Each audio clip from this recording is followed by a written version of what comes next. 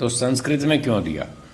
कोई हिंदी, जापानी, मराठी, अंग्रेजी, चाइनीज, फ्रेंच, जर्मन किसी एक खास देश की भाषा में क्यों नहीं किया?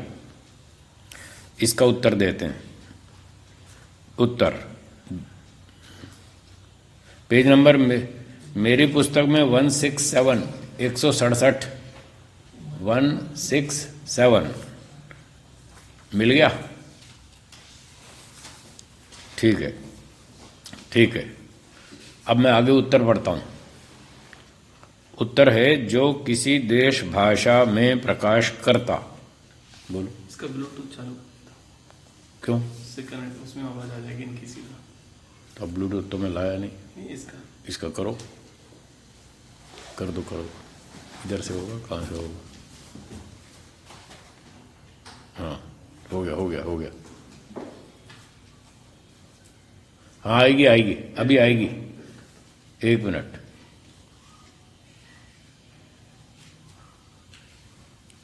क्या हुआ? कौन सा वाला है? आई वो कौन सा नंबर है ब्लूटूथ का? टी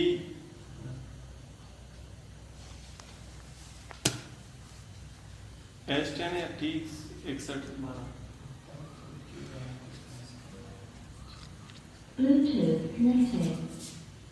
हो गया, कनेक्ट हुआ।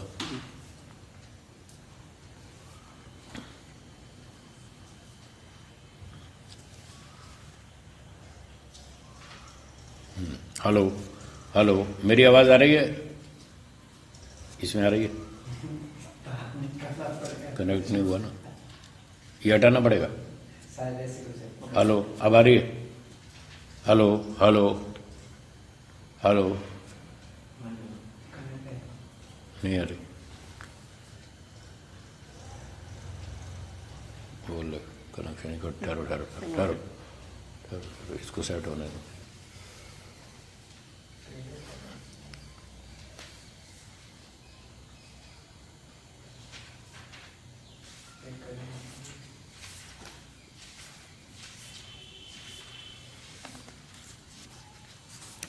मेरी आवाज आ रही है आपको?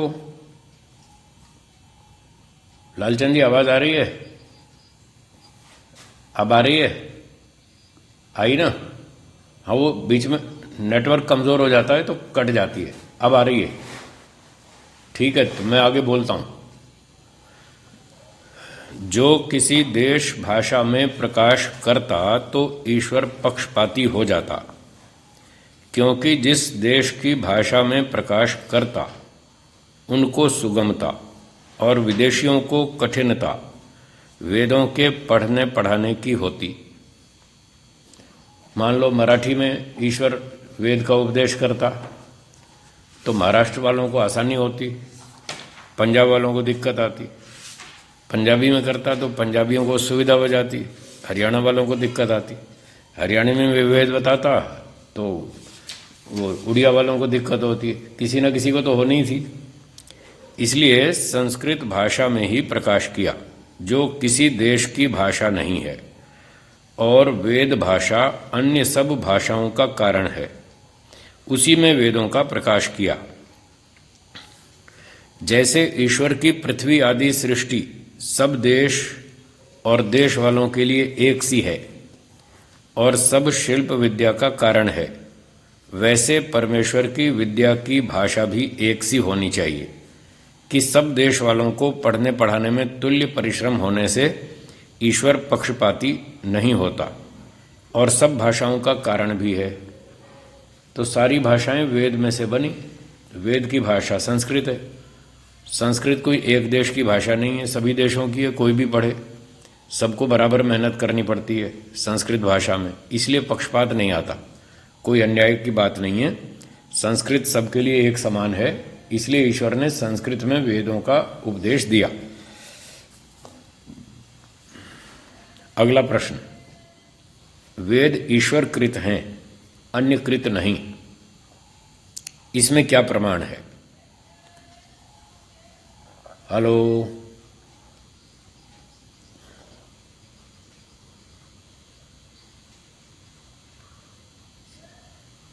हाँ, तो वो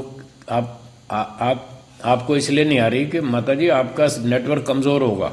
जिसका नेटवर्क कमज़ोर होता है उसको नहीं आती, नेटवर्क ठीक होता है तो आती है। अब बहुत लोगों को ठीक आ रही है, इसका मतलब उनका नेटवर्क ठीक है। कोई बात नहीं, अब नेटवर्क के लिए तो क्या कर सकते हैं जी। आगे पढ़ता हूँ प्रश्न। वेद ईश्वर कृत हैं, अन्य कृत नहीं, इसमें क्या प्रमाण है? इस बात का उत्तर दे रहे हैं। जैसा ईश्वर पवित्र है, सर्व विद्यावित, शुद्ध गुण कर्म स्वभाव, न्यायकारी, दयालु आदि गुण वाला है, वैसे जिस पुस्तक में ईश्वर के गुण कर्म स्वभाव के अनुकूल कथन हो वह ईश्वरकृत, अन्य नहीं। तो एक कसौटी ये बताई कि वेद का ज्ञान ईश्वर ने दिया, उसका एक प्रमाण ये बताया कि जैसे ईश्वर के गुणकर्म स्वभाव हैं, ईश्वर पवित्र है, सब विद्याओं को जानता है, शुद्ध गुणकर्म स्वभाव वाला है, उसमें न्याय अन्याय, झूठ, छल, कपट, चोरी, धोखाधड़ी, बेईमानी आदि ऐसे दोष नहीं है, और न्यायकारी है, दयालु है, इत्यादि अच्छे अच्छे गुण वाला है, स्वयं पवित्र है। तो ऐसे ही जिस पुस्तक में ईश्वर के गुणकर्म स्वभाव के अनुकूल कथन हो, अर्थात जैसे ईश्वर पवित्र है तो उपदेश में भी यही कहेगा भाई अच्छे काम करो। ईश्वर न्यायकारी है तो अपने उपदेश में भी यही कहेगा कि न्याय करो। ईश्वर लोभी नहीं है तो यही कहेगा सबको भाई तुम भी लोभ मत करो। तो जिस पुस्तक में इस तरह का उपदेश हो, जैसा ईश्वर का गुण कर्म है वैसा ही उपदेश है, जैसा वो स्वयं है वैसा ही दूसरों को बनाना चाहता है, क्योंकि वैसा करने से ही व्यक्ति सुखी होता है। इसलिए जिस पुस्तक में इस प्रकार का उपदेश हो जैसा वास्तव में ईश्वर का अपना गुण कर्म स्वभाव है, तो वह पुस्तक ईश्वर का संदेश मानी जाएगी। तो ऐसी पुस्तक तो वेद है, जिसमें पक्षपात रहित सबके लिए न्याय की बात कही है, और वो सारी बातें ईश्वर के गुणकर्म स्वभाव के अनुकूल हैं। अन्य पुस्तकों में तो है कि भाई प्राणियों को मार के खाओ, गाय को मारो, घोड़े को मारो, बकरी को मारो, इसको मारो, अंडे खाओ, फलाना खाओ, शराब पियो। तो इस प्रकार से जिसमें ईश्वर के गुणकर्म स्वभाव के विरुद्ध उपदेश हो, वो ईश्वर का उपदेश नहीं हो सकता है। विरुद्ध मतलब स्वामी जी ईश्वर के पास गुण नहीं है, हमको बता रहे हैं। हाँ, जैसे ईश्वर क्रूर नहीं है और उपदेश में किसी पुस्तक में लिखा है कि क्रूरता करो, ईश्वर ने बताया मैं भी क्रूर हूँ, आप भी क्रूर बनो। हाँ, ऐसे भी लिखा होगा तो वहां विरोध आ जाएगा। एक और तो लिखा है ईश्वर दयालु है, ईश्वर की बात में विरोध नहीं होता। ईश्वर मूर्ख थोड़ी है, वो तो बुद्धिमान है, अपनी बात का विरोध स्वयं कैसे करेगा। अगर ईश्वर का गुणकर्म स्वभाव पवित्र है तो पवित्र उपदेश देगा, अपवित्र अशुद्ध उपदेश नहीं देगा, क्रूरता का उपदेश नहीं करेगा। अगर वो स्वभाव से पवित्र है और न्यायकारी है, दयालु है, तो यही कहेगा तुम भी दयालु बनो, तुम भी न्यायकारी बनो, तुम भी परोपकारी बनो, तुम भी पक्षपात रहित आचरण करो जैसा मैं करता हूँ। ऐसा क्यों कह रहा है वो? क्योंकि ऐसा करने से व्यक्ति को सुख मिलता है, ये न्याय का नियम है। इसलिए ईश्वर वैसा ही उपदेश करेगा जैसा वो स्वयं है। तो इस प्रकार का उपदेश वेदों में है, अन्य पुस्तकों में नहीं है। और एक और बात आई थी, सर्व विद्यावित, ईश्वर सब विद्याओं को जानता है, तो जो उसका उपदेश होगा उसमें सभी विद्याओं का उल्लेख होना चाहिए। जैसे एक व्यक्ति गणित का विद्वान है, अब जब वो उपदेश करेगा तो किस विषय पर उपदेश करेगा? गणित पर। कोई पुस्तक लिखेगा तो गणित के विषय में लिखेगा। संगीत उसको नहीं आता तो संगीत की पुस्तक नहीं लिख सकता, संगीत पे प्रवचन भी नहीं कर पाएगा, वो जानता ही नहीं। जो संगीतकार है वो संगीत के विषय में प्रवचन करेगा, संगीत पे पुस्तक लिखेगा। केमिस्ट्री वाला केमिस्ट्री पे प्रवचन करेगा और उसी टॉपिक पे पुस्तक लिखेगा। तो जो व्यक्ति जिस विद्या का विद्वान है वो उसी विद्या का उपदेश करेगा। अब ये बताइए, ईश्वर कितनी विद्याओं का विद्वान है? 2-4 का या सभी का? सभी। तो ईश्वर के उपदेश में सारी विद्या होनी चाहिए। ऐसी पुस्तक केवल वेद है दूसरी कोई नहीं जिसमें सारी विद्याओं का उल्लेख है। वेदों में लिखा खेती ऐसे करो, जमीन ऐसे, मकान ऐसे बनाओ, सड़क ऐसे बनाओ, बिजली ऐसे बनाओ, डैम ऐसे बनाओ, हवाई जहाज ऐसे बनाओ, हैं, रोटी ऐसे बनाओ, हिसाब ऐसे लिखो, ध्यान ऐसे लगाओ, सारी विद्या दे रखी है। तो सारी विद्या तो ईश्वर ही जानता है। इसलिए जिस पुस्तक में, जिस ज्ञान विज्ञान में सब विद्याओं का उल्लेख हो वो ईश्वरकृत है। और ऐसी पुस्तकें वेद हैं और किसी में नहीं है। तो ये एक कसौटी हो गई। फिर कहते हैं, आगे पढ़ रहा हूं, जिस और जिसमें सृष्टि क्रम, प्रत्यक्षादि प्रमाण आप्तों के और पवित्र आत्मा के व्यवहार से विरुद्ध कथन न हो वह ईश्वरोक्त। ये दूसरी कसौटी हो गई। जिसमें सृष्टि क्रम के विरुद्ध कथन ना हो, प्रत्यक्षादि प्रमाणों के विरुद्ध कथन ना हो, आप्तों के वचनों के विरुद्ध कथन ना हो, पवित्र आत्माओं के व्यवहार से विरुद्ध कथन ना हो, वो ईश्वरोक्त। अब बाइबल, कुरान और दूसरी पुस्तकों में सृष्टि क्रम के विरुद्ध बातें लिखी हैं। उसमें लिखा है धरती चपटी है, चटाई की तरह से चपटी है। अब ये सृष्टि क्रम के विरुद्ध है। और वहाँ कहीं पुराणों में लिखा है कि ब्रह्मा जी की नाभि से कमल हुआ और कमल से ब्रह्मा जी हुआ, कौन हुआ, जो भी बेकार की बातें लिखी बिना सिर पैर की। उसके कान से कोई पैदा हो गया, कोई नाभि से पैदा हो रहा है, कोई फूल से पैदा हो रहा है, ऐसी बेकार की सृष्टि क्रम विरुद्ध बातें लिखी हैं। तो वो सब बातें ईश्वरोक्त नहीं हो सकती। तो पुराणों में, बाइबल में, कुरान में इस प्रकार की विरुद्ध बातें, प्रत्यक्षादि प्रमाणों के विरुद्ध बातें लिखी हैं, सृष्टि क्रम के विरुद्ध बातें लिखी हैं। बाइबल में, कुरान में, पुराण में, सब में ऐसी ही बातें लिखी हैं। इसलिए वो ईश्वरोक्त नहीं है। और वेदों में एक भी बात ऐसी नहीं है जो सृष्टि क्रम के विरुद्ध हो। वेदों में कहीं नहीं लिखा कि वो उसकी आंख से पैदा हो गया, वो कान से पैदा हो गया, वो नाभि से पैदा हो गया। ये पुराणों में ऐसी बातें, वेदों में कहीं भी नहीं। इसलिए वेद ईश्वर का संदेश है। ये दो कसौटी हो गई। अब तीसरी कसौटी बता रहे हैं, तीसरा प्रमाण। जैसा ईश्वर का निर्भ्रम ज्ञान, वैसा जिस पुस्तक में भ्रांति रहित ज्ञान का प्रतिपादन हो वह ईश्वरोक्त। तो ईश्वर को कभी भ्रांति होती है क्या? नहीं होती। जब ईश्वर को कोई भ्रांति नहीं है, सब बात क्लियर है, करेक्ट है, कन्फर्म है, कोई संशय डाउट कुछ भी नहीं है, तो जो ईश्वर का उपदेश होगा वो भी ऐसा ही परफेक्ट होगा, भ्रांति संशय रहित होगा। तो ईश्वर के ज्ञान में कोई संशय भ्रांति नहीं है। और वेदों में जो बातें बताई हैं उसमें भी कोई भ्रांति नहीं, कोई गलत बात नहीं है, कोई अविद्या नहीं है, कोई संशय नहीं है, हर बात कन्फर्म है, क्लियर है, कोई डाउटफुल नहीं। तो इसलिए वेद ईश्वरोक्त कहलाता है। बाकी पुस्तकों में संशय, भ्रांति, गड़बड़ बहुत अधिक है, उल्टी सीधी बातें लिखी हैं, गलत बातें लिखी हैं। इससे पता चलता है वो मनुष्यों की बनाई है। मनुष्यों को भ्रांति होती है, संशय होता है, वो ऐसी बेकार की बातें लिखते रहते हैं। तो वेदों में इस प्रकार की कोई भ्रांति वाली बात नहीं है, सब कुछ कन्फर्म है और करेक्ट है, कोई भी अविद्या की बात नहीं है। इसलिए वेद ईश्वर का संदेश है। तीन बात हो गई। चौथी कसौटी, जैसा परमेश्वर है और जैसा सृष्टि क्रम रखा है वैसा ही ईश्वर सृष्टि, कार्य, कारण और जीव का प्रतिपादन जिसमें होवे वह परमेश्वरोक्त पुस्तक होता है। तो जैसा ईश्वर है वैसा ही ईश्वर का स्वरूप जिस पुस्तक में बतलाया वो ईश्वर का उपदेश है। अब ईश्वर जैसा है, कैसा है? वो निराकार है, सर्वव्यापक है। तो जिस पुस्तक में ऐसा बताया हो ईश्वर का स्वरूप कि वो निराकार है और सर्वव्यापक है, वो ईश्वर का संदेश होगा। अब पुराणों में लिखा है कि ईश्वर अवतार लेता है, वो साकार है। बाइबल, कुरान में लिखा है वो चौथे और सातवें आसमान पे रहता है। तो मतलब ये ईश्वर का संदेश नहीं है, ईश्वर के स्वरूप को ठीक नहीं बताता। इसलिए जब ईश्वर के स्वरूप को जो पुस्तक ठीक नहीं बताता तो वो ईश्वरीय ज्ञान नहीं हो सकता। और जैसी सृष्टि ईश्वर ने बनाई, पृथ्वी गोल है, इसका नाम है भूगोल। भूमि गोल है, भूगोल है इसका नाम।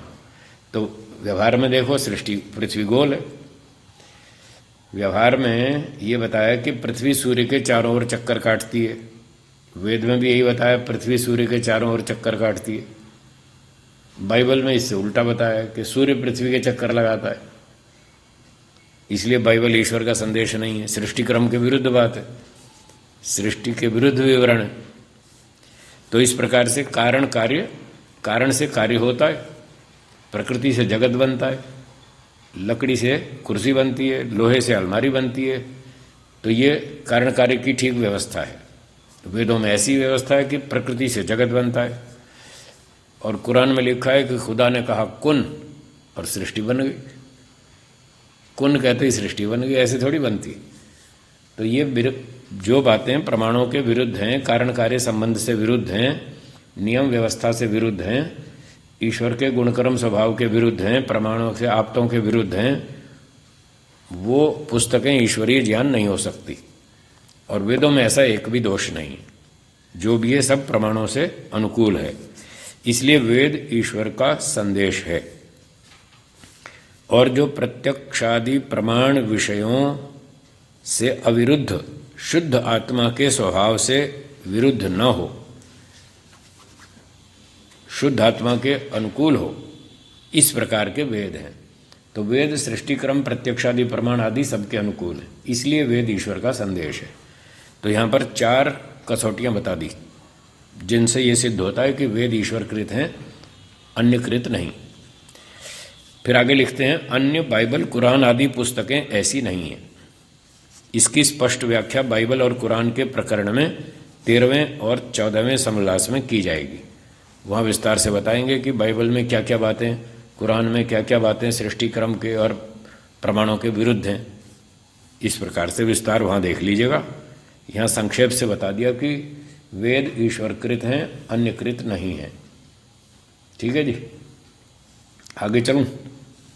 अगला प्रश्न, वेद की ईश्वर से होने की आवश्यकता कुछ भी नहीं, क्योंकि मनुष्य लोग क्रमशः ज्ञान बढ़ाते जाकर पश्चात पुस्तक भी बना लेंगे।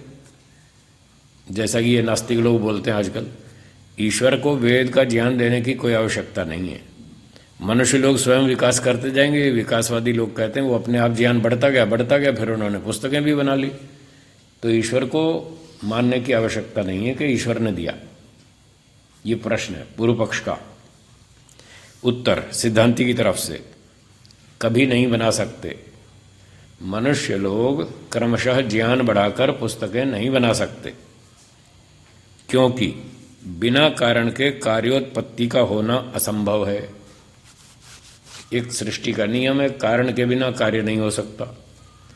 आटे के बिना रोटी नहीं बनेगी, लकड़ी के बिना कुर्सी नहीं बनेगी, ईंट पत्थर के बिना मकान नहीं बनेगा, लोहे के बिना रेलगाड़ी नहीं बनेगी। कारण के बिना कोई कार्य नहीं होता। आगे उदाहरण दे रहे हैं, जैसे जंगली मनुष्य सृष्टि को देखकर भी विद्वान नहीं होते। पूर्व पक्षी कह रहा था कि सृष्टि को देख देख के सीख जाएंगे और विद्वान हो जाएंगे, फिर पुस्तक भी बना लेंगे। तो महर्षि जी ने कहा कि जंगली मनुष्य कहाँ विद्वान होते हैं, वो भी तो देख रहे हैं सृष्टि को। कौवे, कबूतर, भेड़िए, गधे, लोहर, लोमड़ी सब देखते हैं, सूर्य को देखते हैं, अग्नि को देखते हैं, पर्वत को देखते हैं, नदी को देखते हैं। वो कोई विद्वान नहीं होता, जंगली लोग। और जब उनको कोई शिक्षक मिल जाए तो विद्वान हो जाते हैं। कोई टीचर मिल जाए फटाफट पढ़ जाएंगे, वो विद्वान बन जाएंगे। आपको एक इतिहास का उदाहरण बताऊं, बिल्कुल निकट इतिहास का ही है, अभी आजकल का ही है।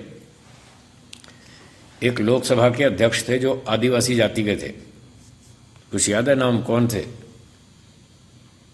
हाँ जी, किसी को याद है तो बोलिए।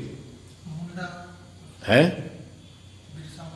आदिवासी जाति के थे और वो लोकसभा के अध्यक्ष बन गए थे। पहले तो जंगली थे कुछ। हैं? यस, ठीक बताया आपने, ठीक बताया। P.A. संगमा, P.A. संगमा आदिवासी जाति के थे। और जब इंदिरा गांधी जी ने कुछ व्यवस्था कर दी पढ़ने पढ़ाने की आदिवासियों के लिए, तो पढ़ लिख करके विद्वान बन गए और धीरे धीरे लोकसभा के अध्यक्ष बन गए। ये प्रमाण है, देख लो। जब तक कोई पढ़ाने वाला नहीं मिला तब तक ऐसे ही थे जंगली, और जब टीचर मिल गया तो विकास कर गए।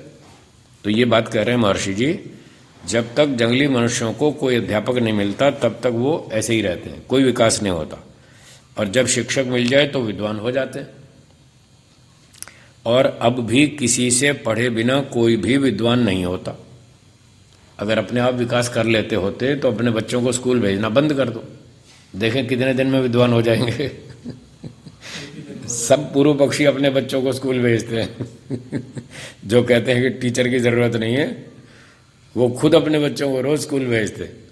आजकल तो लॉकडाउन है, अलग बात है, वरना वैसे जब चालू होता है स्कूल कॉलेज तो सब अपने बच्चों को भेजते हैं। वो जानते हैं कि बिना टीचर के ये मूर्ख रह जाएंगे, इसलिए इनको स्कूल भेजो, तभी पढ़ लिख के विद्वान बनेंगे। तो अब भी किसी से पढ़े बिना कोई भी विद्वान नहीं होता। इसी प्रकार से जो परमात्मा उन आदि सृष्टि के ऋषियों को वेद विद्या न पढ़ाता और वे अन्य को न पढ़ाते तो सब लोग अविद्वान ही रह जाते, सब लोग मूर्ख होते, जंगली होते, अगर पढ़ाने वाला टीचर नहीं मिले तो।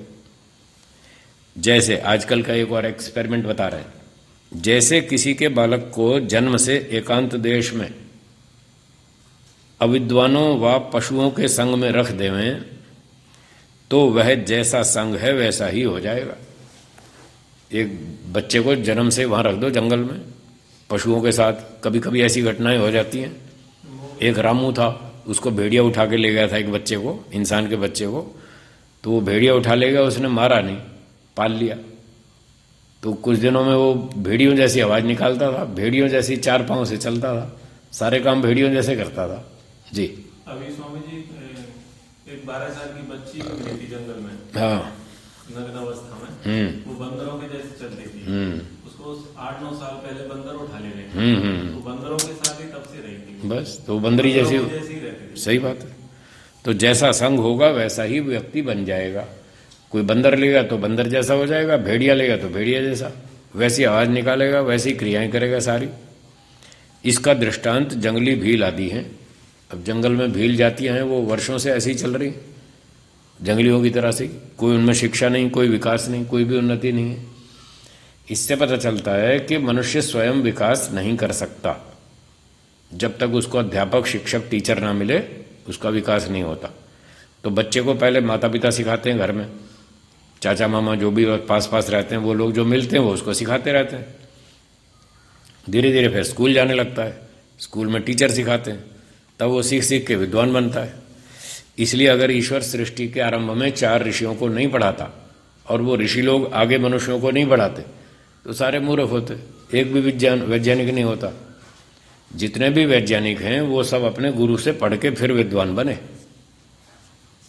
और जंगलियों में एक भी साइंटिस्ट नहीं हुआ आज तक, क्योंकि उनको टीचर ही नहीं मिला।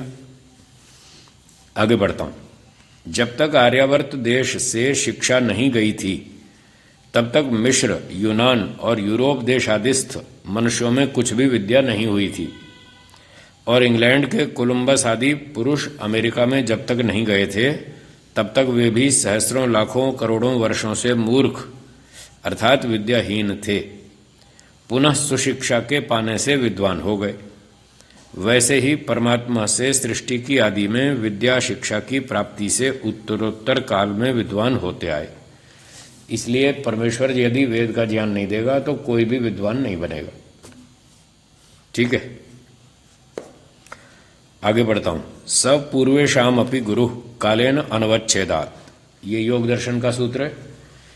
ये प्रमाण है इस बात का कि सबसे पहला गुरु ईश्वर था।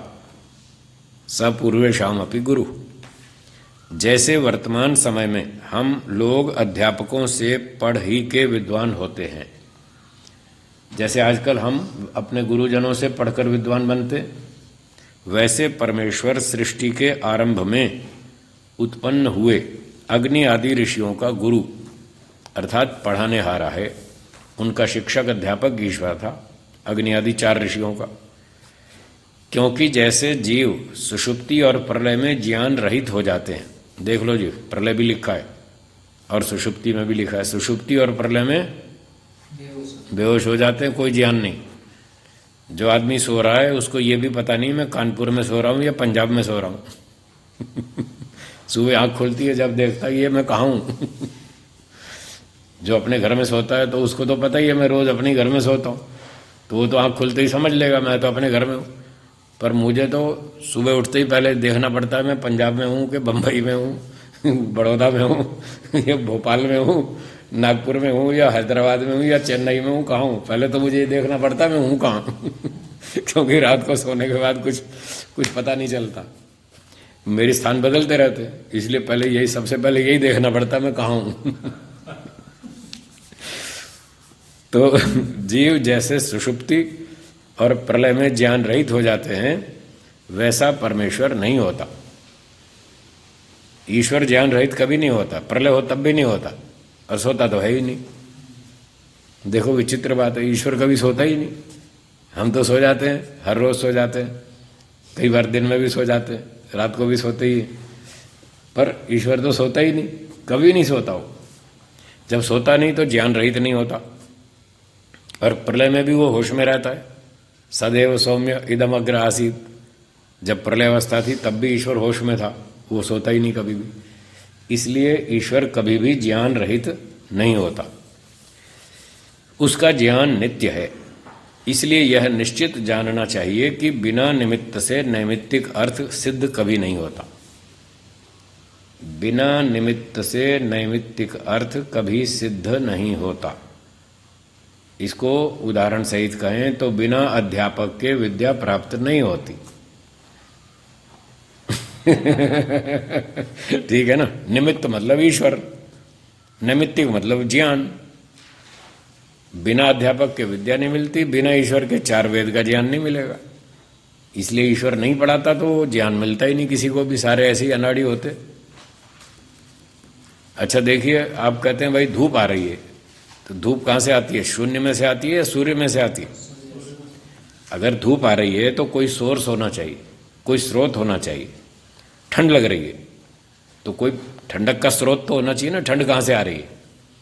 अब गर्मी आ रही है तो उसका स्रोत है, और ठंडक आ रही है तो उसका भी स्रोत है। पानी से ठंडक लगेगी, सूर्य से गर्मी मिलेगी। लाइट आ रही है तो कोई सोर्स होना चाहिए, कोई दीपक हो, मोमबत्ती हो, कोई बल्ब हो, कोई ट्यूबलाइट हो, कोई सूर्य हो, कोई चंद्रमा हो। जो भी वस्तु प्राप्त हो रही है उसका कोई ना कोई सोर्स, स्रोत, निमित्त होना चाहिए। अब हमारे पास जो ज्ञान आ रहा है तो ज्ञान कोई शून्य में से थोड़ी पैदा होगा, उसका भी कोई स्रोत होना चाहिए। वो स्रोत ईश्वर है।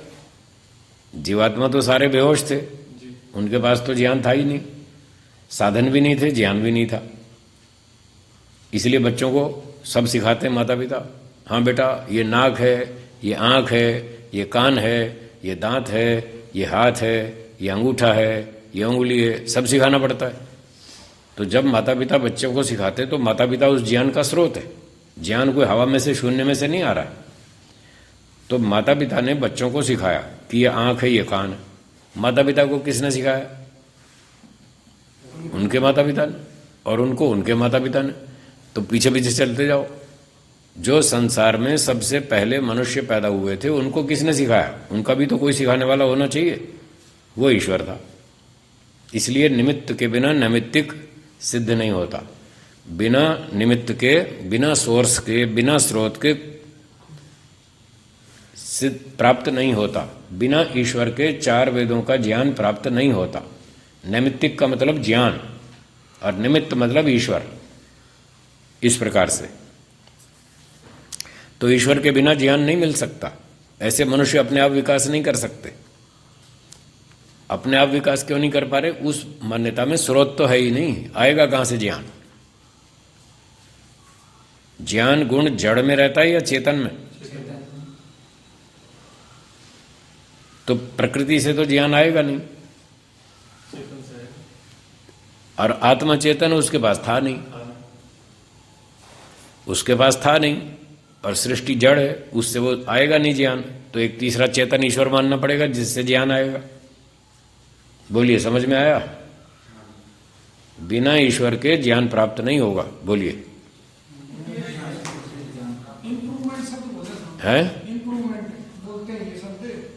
क्या क्या कहते हैं? इम्प्रूवमेंट। हाँ, इम्प्रूवमेंट किसकी होती है? जिसके बाद टीचर होता है उसकी इम्प्रूवमेंट होती है। जंगलियों की इम्प्रूवमेंट क्यों नहीं हुई? उनके बाद टीचर नहीं है ना, इम्प्रूवमेंट होती नहीं है, वो करवाई जाती है। मारुति कंपनी ने पहला कार का मॉडल निकाला, उसमें कुछ कमियां रही, फिर अगले मॉडल में इम्प्रूवमेंट कर दी, तो अपने आप हो गई है? किसी ने, इंजीनियर ने की थी? तो इंजीनियर चेतन है, वो इम्प्रूवमेंट करता है। अपने आप थोड़ी होता है इम्प्रूवमेंट, कुछ भी नहीं होता, अपने आप करना पड़ता है। तो ईश्वर चेतन है, वो सर्वज्ञ है, सबको ज्ञान देता है, यथा योग्य कर्म के अनुसार देता है, योग्यता के अनुसार देता है, पुरुषार्थ के अनुसार देता है। सृष्टि के आरंभ में ईश्वर ने ज्ञान दिया, तब हमारे पास आया। बिना निमित्त के नैमित्तिक प्राप्त नहीं होता। ठीक है जी, आगे चलता हूं। अगला प्रश्न, वेद संस्कृत भाषा में प्रकाशित हुए और वे अग्नि आदि ऋषि लोग उस संस्कृत भाषा को नहीं जानते थे, फिर वेदों का अर्थ उन्होंने कैसे जाना? वेद संस्कृत में हुए और ऋषियों को पता नहीं था संस्कृत, तो अर्थ कैसे समझ में आया? ये प्रश्न है। उत्तर, परमेश्वर ने जनाया, ईश्वर ने अर्थ जनाया, ज्ञान कराया। जब ईश्वर ने मंत्र सुनाए, मंत्र सुना सकता है, ओम अग्निमीड़े पुरोहितम यज्ञस्य देव मृत्युजम होतारम रत्नधातमम ओम ईशेत्वोर्जेत्वा वायवस्थ देवो वह सविता प्रार्पयतु श्रेष्ठतमाय। जब वो मंत्र बता सकता है तो अर्थ नहीं बता सकता? अर्थ भी तो बताएगा। जैसे स्कूल में पढ़ाते हैं बच्चों को, ए फॉर एप्पल, ये तो मंत्र बता दिया, ए फॉर एप्पल। तो बच्चे ने पूछा व्हाट इज एप्पल, एप्पल क्या है? तो एप्पल दिखाना पड़ेगा, देखो ये एप्पल है, ये अर्थ है, ये शब्द है जो मुंह से बोला एप्पल, ये शब्द है, ये मंत्र है। और या तो असली एप्पल दिखाएंगे या फिर उसकी फोटो दिखाएंगे, किताब में या चार्ट में या बोर्ड पर एप्पल का फोटो दिखाएंगे, दिस इज एप्पल, ये अर्थ है। तो ईश्वर ने कहा अग्नि मीड़े, मैं अग्नि की स्तुति करता हूं, ये तो मंत्र हो गया। फिर अर्थ बताया, अग्नि का मतलब परमेश्वर। तो उसने कहा मैं परमात्मा हूं, तुमको मेरी स्तुति करनी है। फिर कहेगा सूर्य चंद्रमसौ धाता यथा पूर्वम अकल्पयत, ये मंत्र बोल दिया। फिर कहा देखो ये सूर्य है, ये चमक रहा है, ये सूर्य है, ये अर्थ है। अर्थ का मतलब वस्तु। तो जैसे हम बच्चों को पढ़ाते हैं A for apple, B for ball, C for cat, D for doll, तो उनको एप्पल भी दिखाना पड़ता है, बॉल भी दिखानी पड़ती है, कैट भी दिखानी पड़ती है, डॉल भी दिखानी पड़ती है, तब समझ में आता है A for apple, B for ball. तो ईश्वर ने मंत्र भी सिखाए और साथ में अर्थ भी बताए। ये सूर्य है, देखो ये चमक रहा है, ये गाय खड़ी है, ये गाय है, ये घोड़ा है, घोड़ा भी दिखाया उसको। तो आसपास जितने प्राणी थे, वृक्ष, वनस्पति, घास फूस, नदी आदि, वो तो आंख खोल के दिखा दिए, देख लो ये सामने खड़ा है। ये अर्थ का ज्ञान ईश्वर ने करा दिया।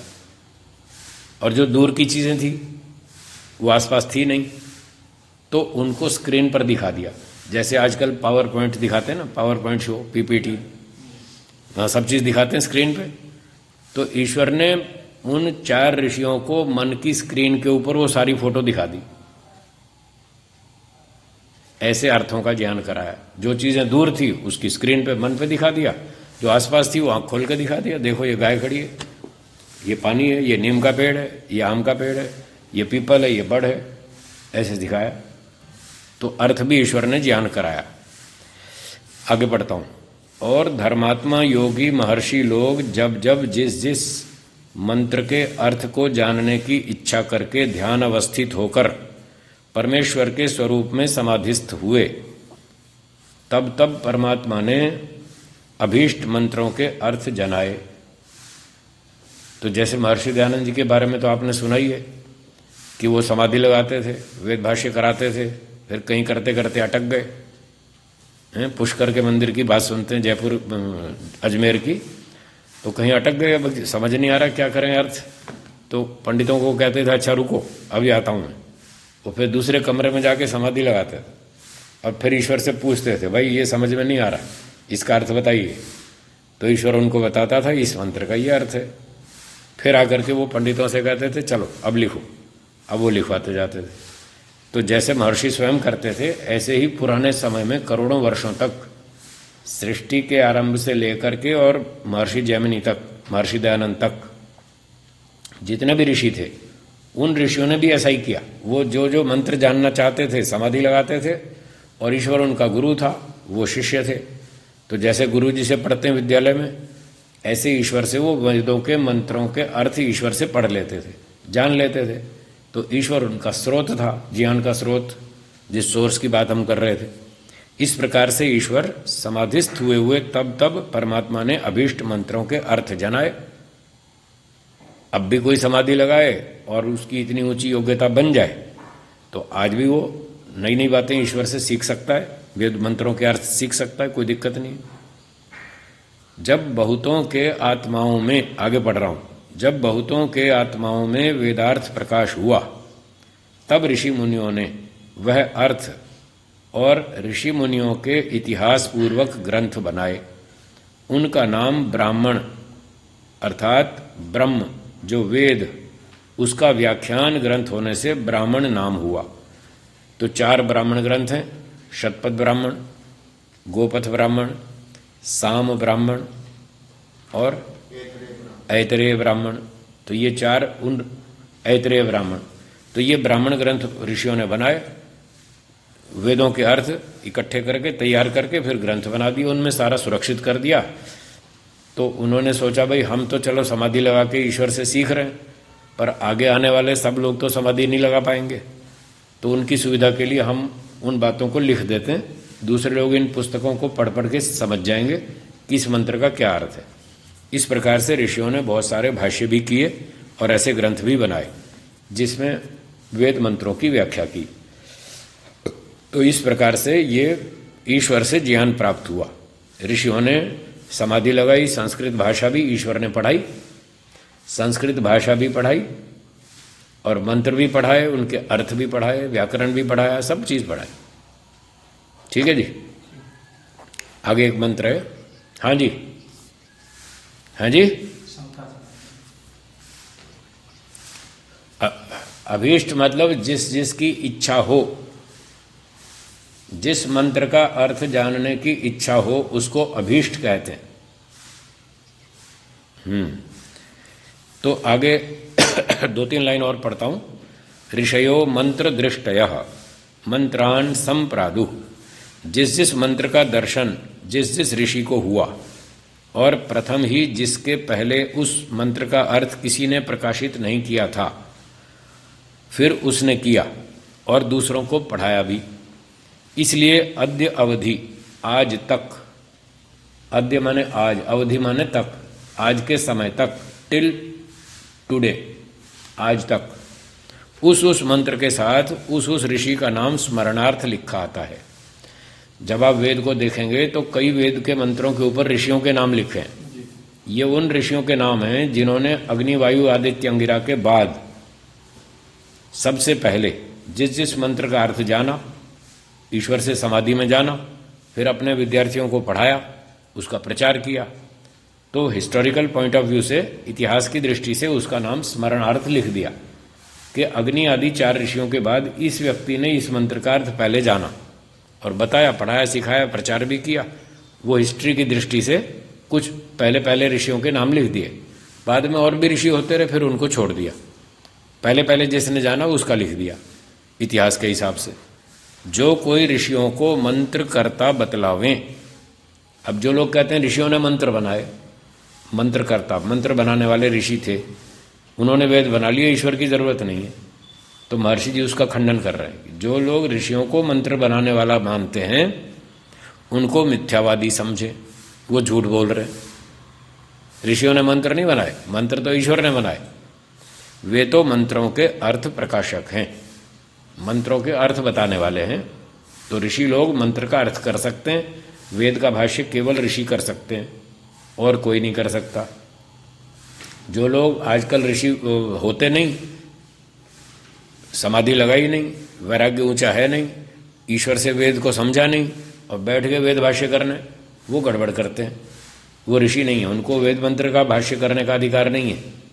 फिर भी कुछ लोग ऐसा अनधिकार चेष्टा करते हैं, वो ठीक नहीं, वो फिर गड़बड़ करते हैं, फिर उससे भ्रांतियां फैलती हैं। ये उवट, सायण, महीधर आदि जो थे लोग ऐसे ही तो थे, इन्होंने समाधि प्राप्त नहीं की, इनका अंतःकरण शुद्ध नहीं था, और इन्होंने वेद के भाष्य कर दिए, उल्टे सीधे कर दिए। आज विदेशी लोग उनका नाम लेकर के वेदों को बदनाम करते हैं कि तुम्हारे वेदों में तो ऐसा लिखा उल्टा सीधा। ये कोई वेद काम की चीज़ थोड़ी है, इसलिए वो उसका दुरुपयोग करते हैं वेद भाष्यों का, तो वो ठीक नहीं है, ऐसा नहीं करना चाहिए। हाँ जी, पाठ को विराम, बोलिए शंकाएं, बोलिए।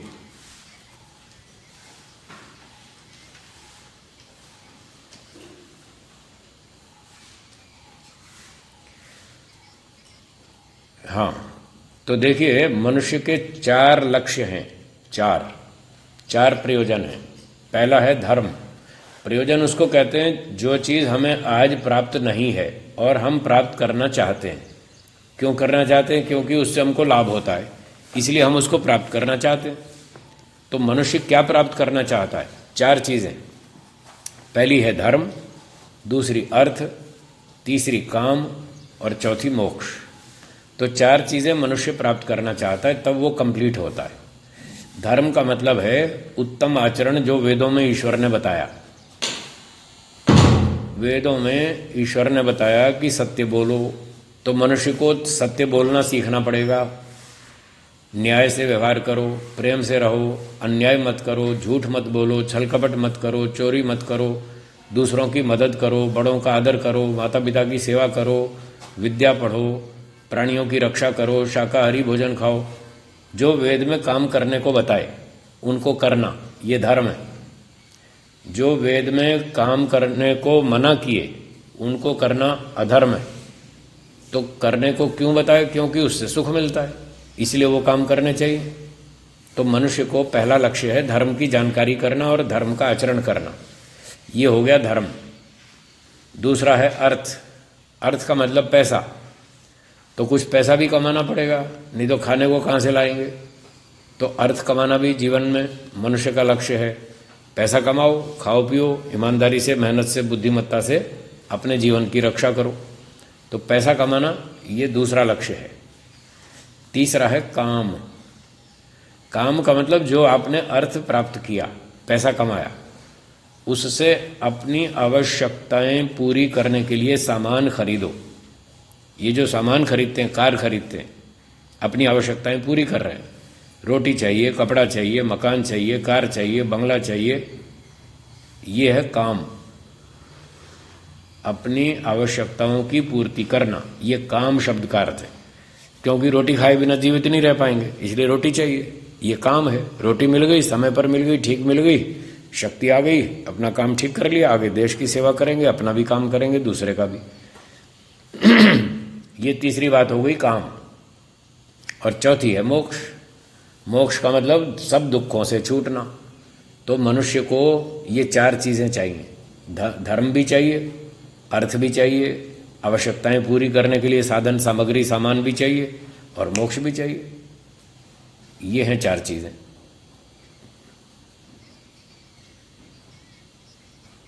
हाँ, उसका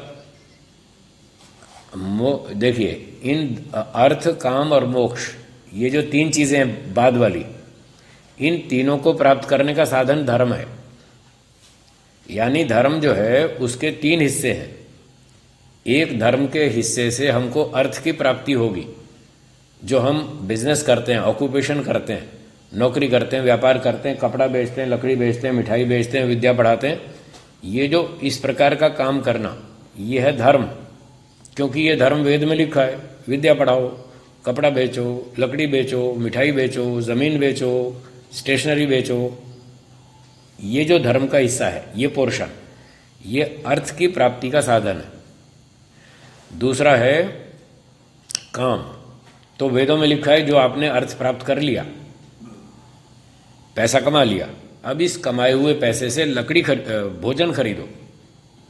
अंडे मांस मत खरीदना, रोटी खरीदो, कपड़ा खरीदो, मकान खरीदो, फ्रिज खरीदो, स्कूटर खरीदो, कार खरीदो, हैं, बंदूक नहीं खरीदना, दूसरे को गला नहीं काटना, तलवार नहीं खरीदना। हाँ, कार खरीदो वो ठीक है, जमीन खरीदो, मकान बनाओ, उसमें रहो। तो ये खरीदना, क्या क्या खरीदना, ये है काम।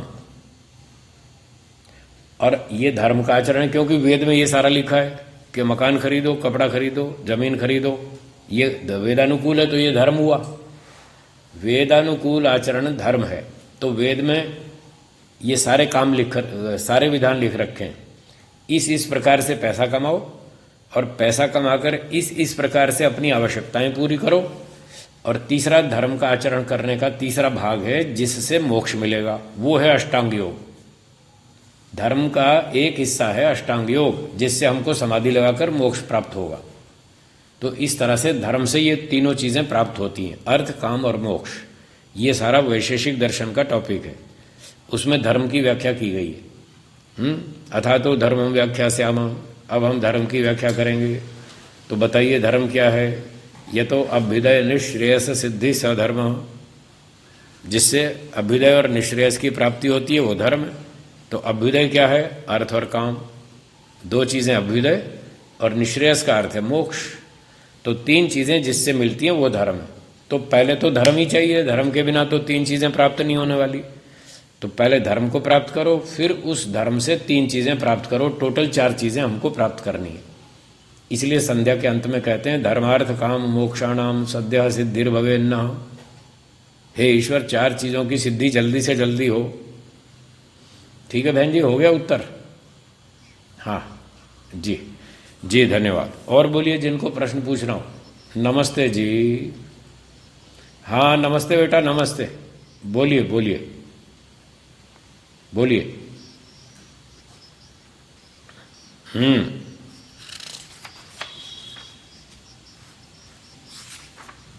हम्म हम्म हम्म अच्छा, ठीक से समझ लीजिए, मैं बताता हूं। जैसा स्वतंत्रता से जीव करता है, वैसा सर्वज्ञता से ईश्वर जानता है। इसका अर्थ है कि जैसा जीव अपनी प्लानिंग करता है वो स्वतंत्र है। स्वतंत्र का मतलब होता है अपनी इच्छा से, अपनी बुद्धि से काम करना।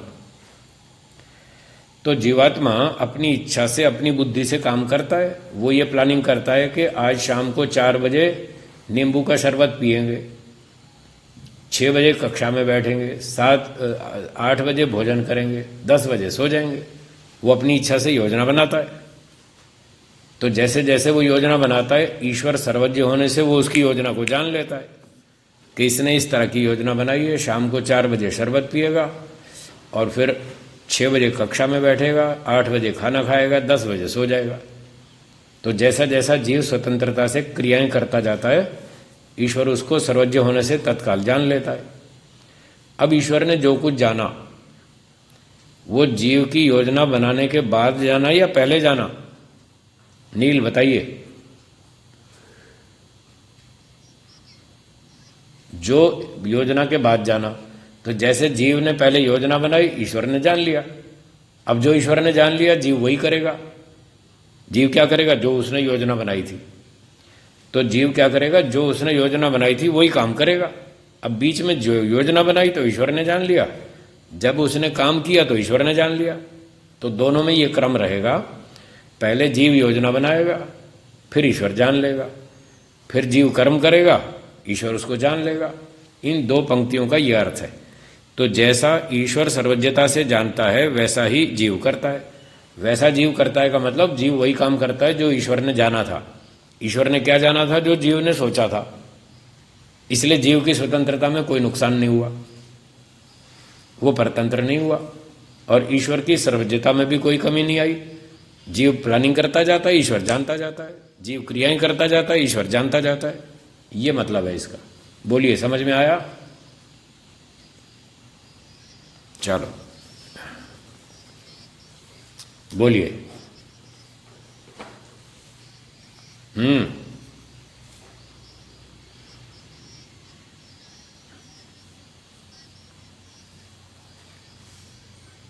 ठीक है, ठीक है,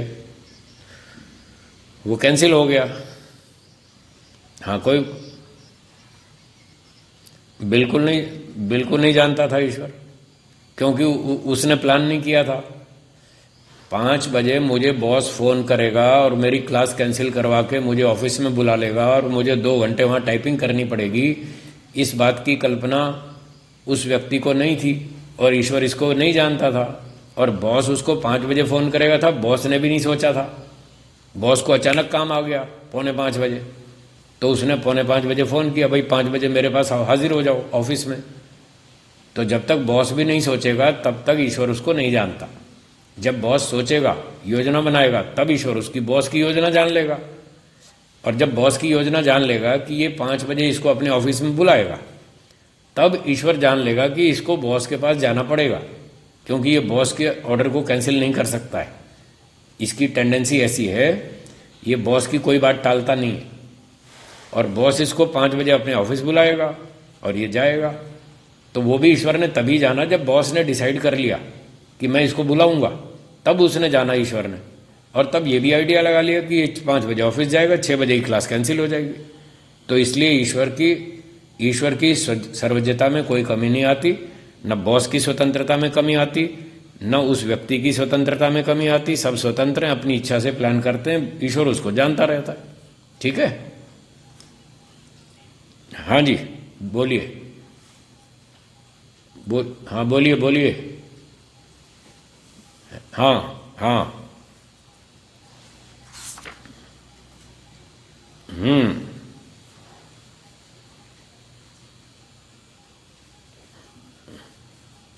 हम्म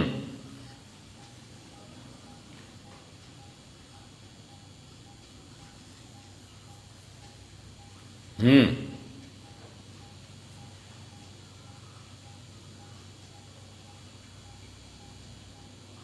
ये इतिहास का विषय है।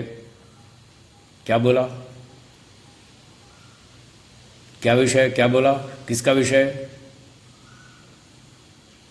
और आप जानते हैं इतिहास मेरा विषय नहीं है,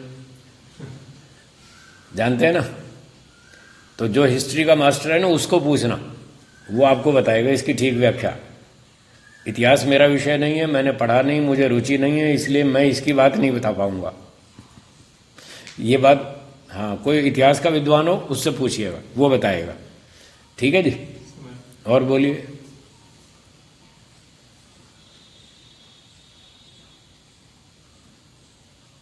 ठीक है।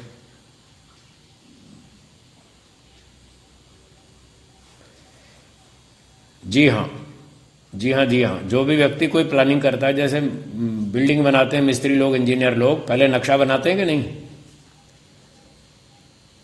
आर्किटेक्ट लोग पहले नक्शा बनाते हैं, उसके बाद बिल्डिंग खड़ी करते हैं। तो महर्षि दयानंद ने जो पुस्तक लिखी, तो पहले नक्शा बना लिया कि मुझे कितने चैप्टर लिखने हैं और कौन से चैप्टर में क्या टॉपिक लिखना है, वो पहले से पूरा नक्शा बना लिया। उसके बाद उन्होंने लिखा पुस्तक। तो फिर वो पहले ही बता दिया, 13वें 14वें में हमारी प्लानिंग ऐसी है, हम ये बताएंगे, 14वें में ये बताएंगे, तो इसलिए पहले निर्देश कर दिया 7वें में ही। ठीक है?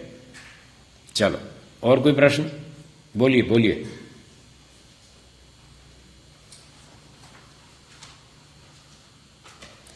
देखिए, वेदों में अनंत विद्या नहीं है।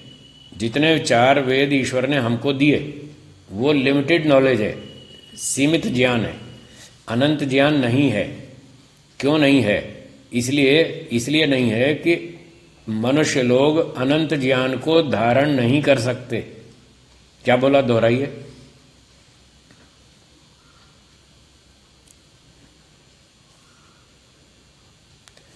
अब जो बच्चा सर पे 10 किलो भार उठा सकता है, उसके धर पे आप 1 टन भार रख दो तो भार रखने वाला पागल है या बुद्धिमान है? बोलिए। मूर्ख माना जाएगा ना? तो जीवात्मा अल्पज्ञ है या सर्वज्ञ है? जब अल्पज्ञ है तो क्या वो अनंत ज्ञान को धारण कर पाएगा? जब नहीं कर पाएगा तो ईश्वर उसके सर पे अनंत ज्ञान रख दे तो ईश्वर मूर्ख माना जाएगा। अब बताओ, क्या ईश्वर मूर्ख है? क्या मूर्ख नहीं है ना? इसलिए ईश्वर ने अनंत ज्ञान नहीं दिया, उतना ही दिया जितना मनुष्य को आवश्यक था। मनुष्य को कितना आवश्यक था? जन्म से लेकर मोक्ष तक, बस इतनी उसकी रिक्वायरमेंट है। इतना दे दिया कि जन्म से लेकर मोक्ष तक क्या क्या समस्या आएगी, कैसे सुलझाना, उतना नॉलेज जरूरी था, उतना दे दिया। अनंत ज्ञान नहीं दिया। आ गया समझ में? चलो ठीक है, धन्यवाद। हाँ जी, बोलिए बोलिए बोलिए।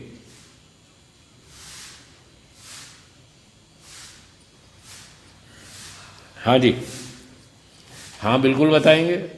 देखिए, आप रसोई में आटे से रोटी बनाते हैं, ये क्या हो गया, लेस देन 20% बैटरी। हाँ जी सुनिए, रोटी जो बनती है आटे से बनती है, ठीक है। तो जैसे आटे से रोटी बनती है, ऐसे प्रकृति से जगत बनता है। रोटी को कार्य वस्तु बोलते हैं, आटे को कारण वस्तु बोलते हैं। इसी तरह से जगत को कार्य वस्तु बोलते हैं और प्रकृति को कारण वस्तु बोलते हैं। इस तरह से परमात्मा ने प्रकृति से जगत को बनाया। अब मूल वस्तु है आटा। हाँ, मूल वस्तु आटा है। आटे से रोटी बनाते हैं, आटे से आप पराठा बना सकते हैं, आटे से आप हलवा बना सकते हैं, आटे से आप 20 आइटम बना सकते हैं, पर सबका मूल कारण तो आटा ही है। इसी तरह से प्रकृति मूल कारण है। उससे ईश्वर ने सूर्य बनाया, पृथ्वी बनाई, चांद बनाया, तारे बनाए, धरती बनाए, सोना चांदी है, लोहा अभ्रक पेट्रोलियम पदार्थ, सब चीज़ बनाई। ओरिजिनल मटेरियल प्रकृति है। तो इस तरह प्रकृति और जगत में कारणकारी संबंध है। ठीक है, ठीक हो गया। चलिए, तो समय समाप्त होता है, यहाँ विराम देंगे। एक बार ओम का उच्चारण करेंगे। मेरे